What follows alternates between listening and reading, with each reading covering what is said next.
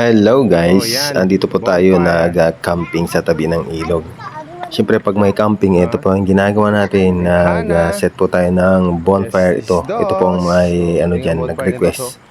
Si Bunso. Kasi lagi niya akong kinukulit na mag bonfire as camping ito. Kaya pinagbigyan ko na. Ito nga guys, andito tayo sa tabing ilog. Tapos na tayong kumain. Kuya.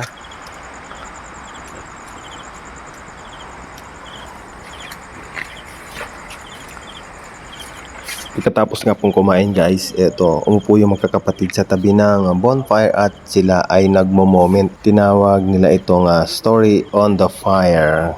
O ganda guys na panoorin silang nagbabanding kahit minsan nagkukurutan.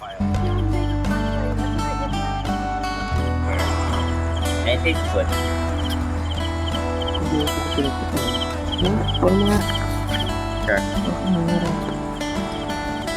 Picture mo kami ni mama nga.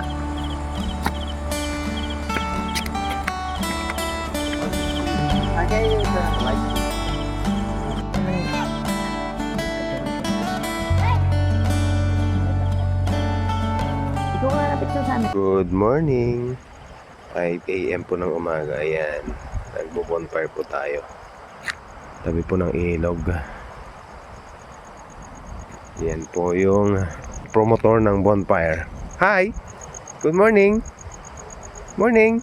Okay yung bonfire mo? Ha? Good? Satisfied?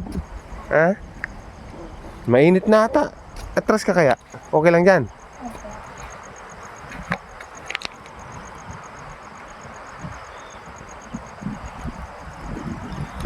Oh, sarap. Na-experience din niya mag-bonfire na walang camping.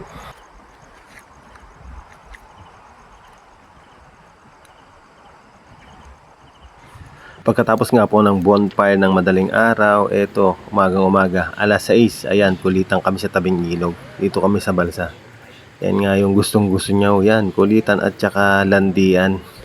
Pinagbibigyan ko na lang lagi kasi hanggang bata sila. Ayan, pakisamahan lang natin kung anong trip nila. Sabayan lang natin sila guys.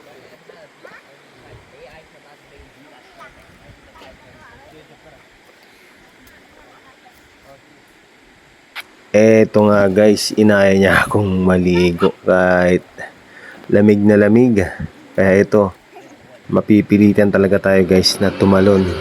Bibiglay na natin kasi pag dahan-dahan, mas mahirap pag ganun. Kaya etong gagawin natin guys. Bibilawan natin ng konti, tsaka sabay talon. Ayun, lamig.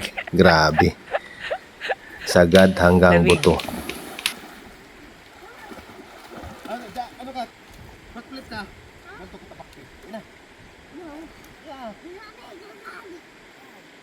Hindi ka maliligo, uwi na tayo.